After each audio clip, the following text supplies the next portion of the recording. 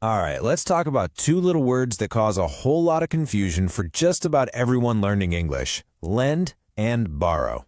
They feel kind of similar, right? But using the wrong one can totally flip the meaning of what you're trying to say. So let's get this sorted out once and for all. Come on, be honest. You've been there, right? You're in the middle of a sentence and you just freeze. Is it, can you borrow me that? Or can I lend this?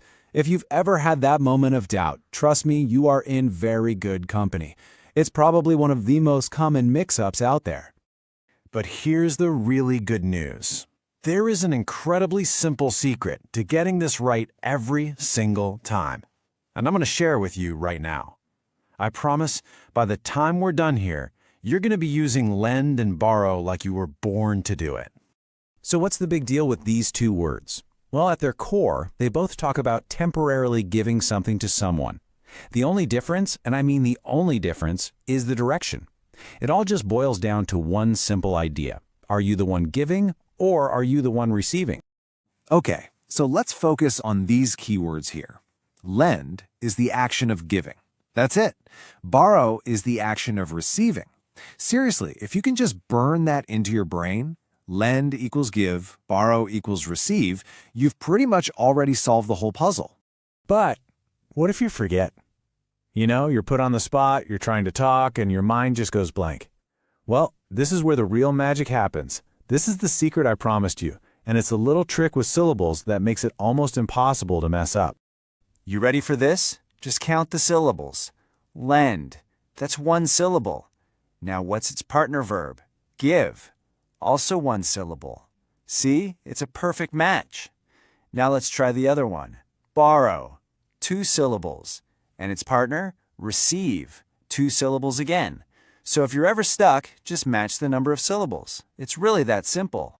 Okay, so that theory is cool and all, but how does it actually work in a real conversation? Let's take a look. Imagine two people, John and Katie, and John needs a little bit of cash.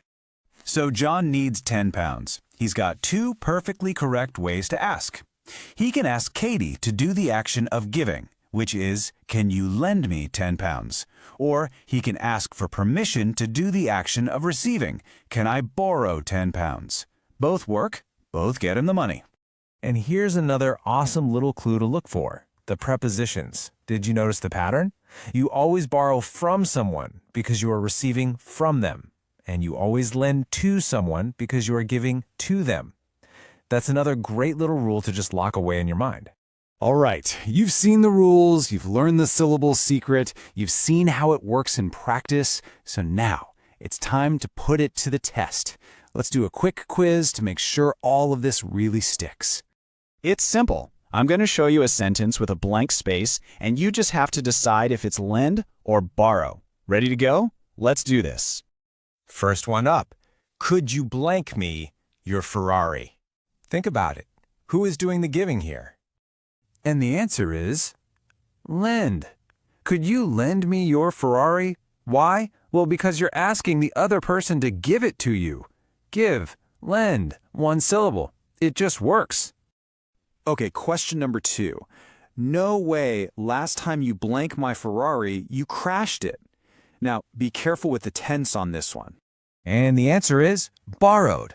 This sentence is talking about an action of receiving that happened in the past. So we need the past tense of borrow. Borrowed. Simple as that. Question 3.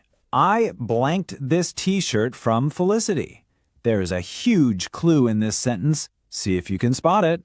It has to be borrowed. And the giant clue, of course, was the word from. Remember that rule? You always borrow from someone. That little word makes it so easy. All right, number 4. Did you blank him your PS4? What's the action here? Is it about giving or is it about receiving? The answer is lend. Did you lend him your PS4? And we can check our work with the partner verb. Did you give him your PS4?